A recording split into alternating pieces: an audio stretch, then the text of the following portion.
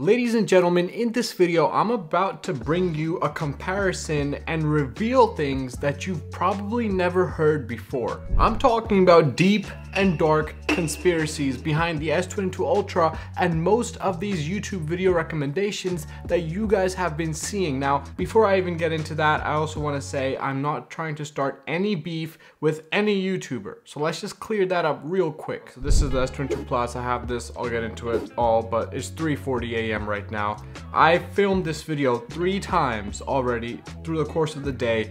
And I've thought about this video so much because it's just, there's so much to unpack between these two devices, and there's so much going on in the YouTube world where it was just hard to put together basically, and you might get a touch of that in this video. Now, to start comparing these two phenomenal devices, let's get that out of the way. They're both great devices. I'm gonna start off with the battery because that's the one thing that everybody wants to know right off the bat. Hey, which one has the better battery?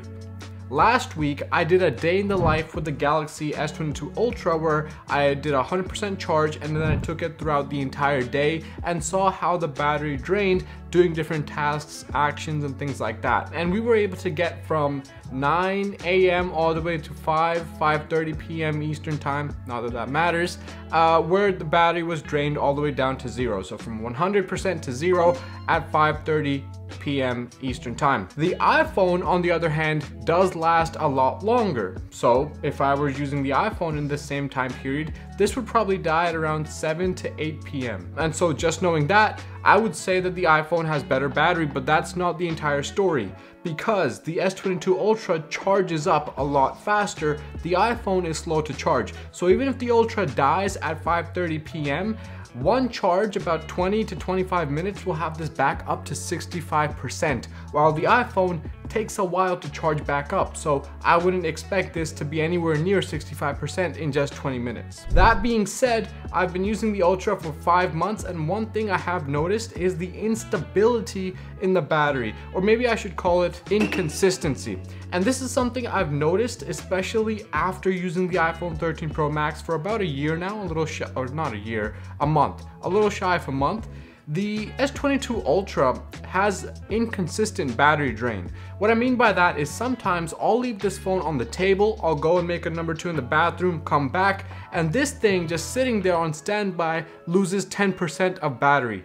Just like that. And I've never once experienced that kind of inconsistent battery drain with the iPhone. So when it comes to expectations, I know what to expect with my battery when it comes to iPhone usage. I know that if I'm taking 4K videos for long periods of time, it's gonna drain a little bit more than it does.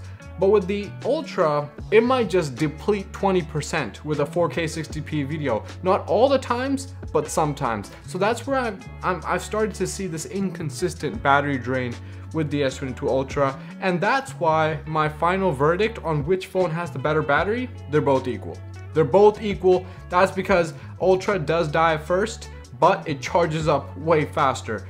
The iPhone dies a lot later, but it charges up a lot slower. So if this is in specific my case, if you have chargers and you have outlets, then it's a very, very even comparison. But if I'm traveling, say I have a 12-hour flight, which phone do I take? It's the iPhone, for sure, because I know I might not have access to outlets. I need as long of a charge as possible, and the iPhone would take the case for that. Now, before I get into the deep and dark conspiracy behind this video, and I'm sorry if I'm like low energy, it is, again, what time is it? It's 3:44 a.m. Eastern time right now.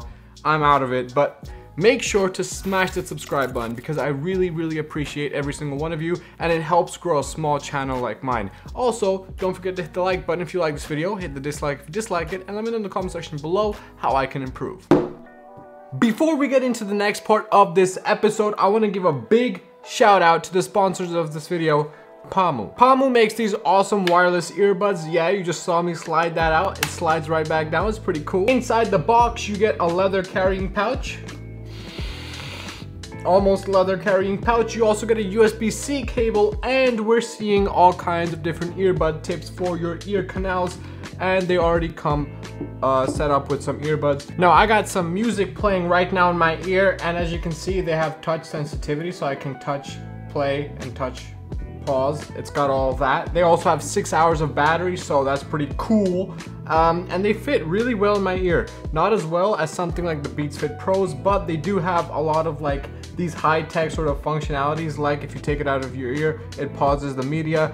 You can obviously double click and it'll continue the media. It's super responsive. I like that. I'm also a big fan of the carrying case. I like the slide. I like this little LED on the bottom. I like it. I like the carrying case. We appreciate that. Now, I've got these earbuds linked down in the description below, so if you want to show support to the sponsor of today's video, make sure to check them out in the link down below. Again, thank you so much for sponsoring this video. On with the video. So next, let's get into this conspiracy, okay?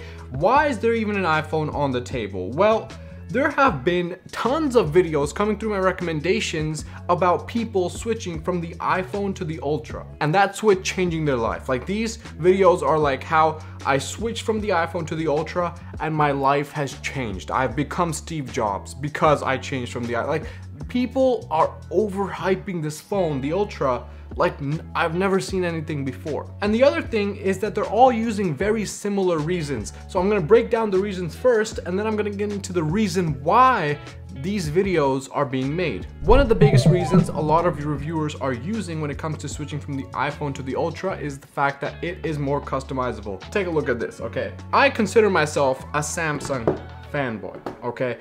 A very deep Samsung fanboy, all right? Does anybody even know what this is? Comment down below if you know what this is, okay? Comment down below. Does anyone know what this is? Only the real OGs will know, because we went to Best Buy in like the summer of 6th grade and we saw the iPod Touch there in that glass case and everything. And we said, you know what? I want the Samsung Galaxy Player 4.0 right here, okay? 6th grade, I went out, I didn't get the iPod Touch, I got this. And first I got the 5.0, the 5-inch screen, and then I downgraded because that thing was a brick. But this is basically the old iPod Touch, but the Samsung version. It ran Android. It had a home screen, widgets, all that. It's not charged. It's using the regular USB. I don't even have that cable anymore. But my point is, I'm a Samsung fanboy. I've used Samsung products for ages, the S6. And the fact is that historically, Samsung has always been more customizable than iOS devices. And so using that as a reason now today to switch over to the Ultra, or to more importantly recommend the Ultra to a ton of people, it's a very bad choice, okay? It's not the only Android that has all this customizability, like the palettes, the colors, the themes, and things like that. But other than that, Apple lovers, they say that the customizability generally gets in the way, that the customizability that Android offers, it just isn't essential. Apple users, apparently, from what I'm reading in the comments, care about the essentials. They care about being able to customize what's essential to them, and everything else doesn't really matter. It just gets in the way. While with Android, it's like everything is customizable, especially when you add good lock on top of things. Everything is customizable.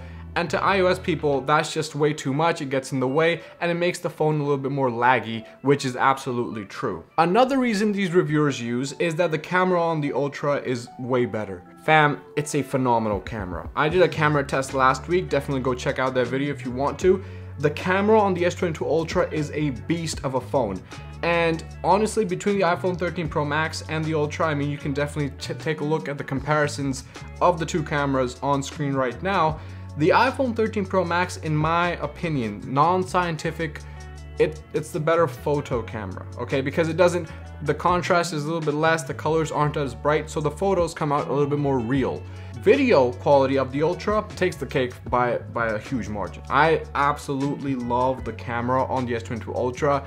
The fact that you can switch from selfie mode back to the back cameras without ending the video, the zoom in and the zoom out during your video.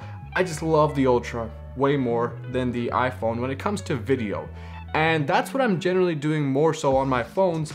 Being a content creator is taking much more video on my phones. Now, this is the other thing. A lot of these reviewers talk about editing and the fact that editing, or the editing functionality for videos, is a lot more robust, especially when you put the S Pen into the game, than it is on the iPhone 13 Pro Max. And again, that is true. The S Pen, along with all the editing things where you can cut, snip, all these like videos and stitch videos together, you can add subtitles, background music, all of that right on your phone with the S Pen to make it more precise.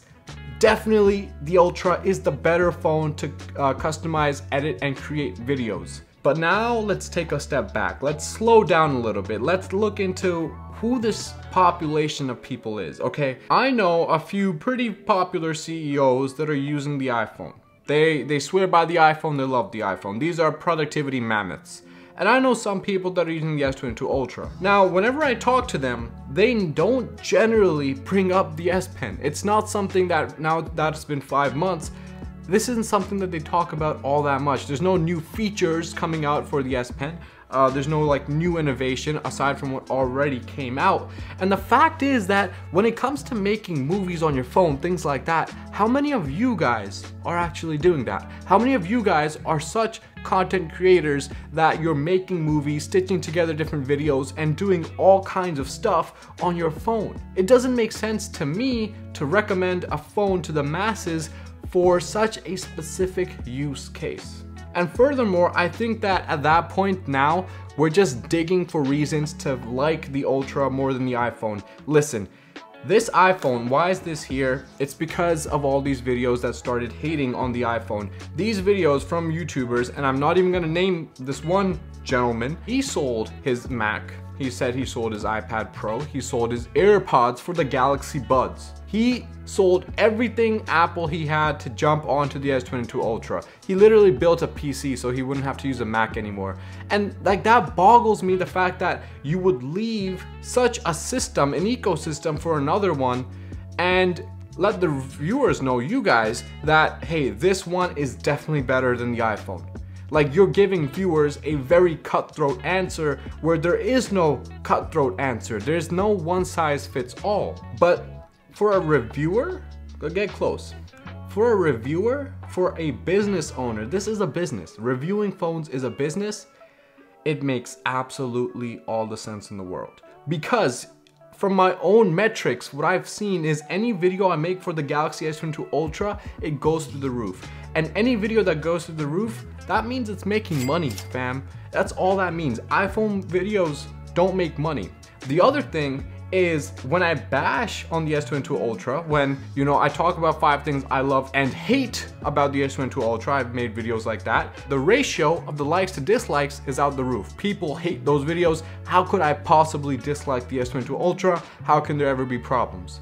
There is a very heavy unfounded bias towards the S22 Ultra and against the iPhone 13 Pro Max. And so that's why I bought the 13 Pro Max, is because the last iPhone I had was the iPhone 7. That was like in the summer of 7th grade, and I absolutely hated it. It wasn't really my cup of tea. It was just annoying. I used Gmail a lot at the time, and Gmail app on that phone wasn't so good. But now, like, after I was just like, how bad could it possibly be? It's honestly not that bad. It's a really good phone. As you can see, I have Gmail notifications on my phone. It's a phenomenal device. It's fast, it's easy to use, and I went all out. I bought the Magsafe case from Spigen, so I got this link below. It's the Ultra Hybrid. I got the Magsafe wallet because I was like, hey, you know, I can actually carry my wallet around. There's so many times where my Ridge wallet actually gets lost. And there's been twice now where this wallet fell under my seat in the car and I was able to retrieve it. And the fact that I can just, I don't even need to put it on the case. I can just have it just like that. That's so easy. What do you hate about this ecosystem, people, where you're able to make a cutthroat decision and recommend that to viewers? That's what boggles my mind. So we got battery out of the way. We got a conspiracy out of the way, and this is something I want you guys to keep in mind whenever you see these videos about the Ultra and the iPhone, is there is no cutthroat answer. And remember, people are getting paid, okay? YouTube is a business, reviewers, this is a business, and we get paid for making videos about topics that are doing really well. Even if we personally don't like the product, if it's making the rounds, it's making money, we're gonna review it, we're gonna recommend it. The second thing, why do I have the Plus here? Well, it's because, look, all the reasons I talked about, things like customizability, things like an awesome camera, all the Android things you've come to know and love, the Plus can do all of that as well. And I've been using this for like 4 months now, so I've had the Plus for a while. And the fact is that I think the Plus is for sure the Goldilocks phone. It's the one Android phone I would recommend to everyone. So if a random stranger came to me and was like, hey, recommend me a phone, here you go.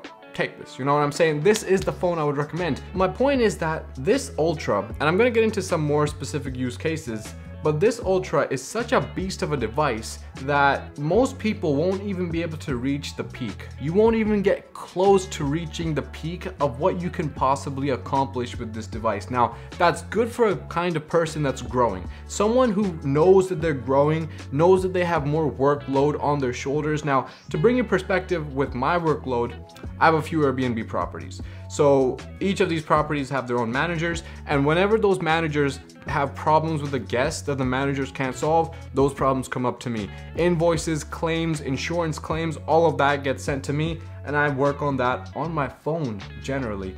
WhatsApp images and things like that of like some of the cleaners when they find like poop in the closet. It doesn't really happen, but like things like that, if something were to happen, those images are sent to me. I work on them. I open cases with Airbnb through the app. I don't do that on my computer. Aside from business, I also have 2 smaller companies in fintech and hospitality. I also have a little side business in YouTube. So this is basically a side business, and generally, I don't do too much YouTube on my phone. I'm gonna do it on my computer, and what I do generally is just outlining videos, but I do have the Notion app, so I use that to outline videos, create new schedules, and schedule different videos. And finally, I'm a college student, so organizing my notes, reviewing notes, all of that stuff happens on my phone. And I can still tell you confidently that I'm not even close to reaching the peak of what this phone can accomplish. This is really a phone for a beast of a power user.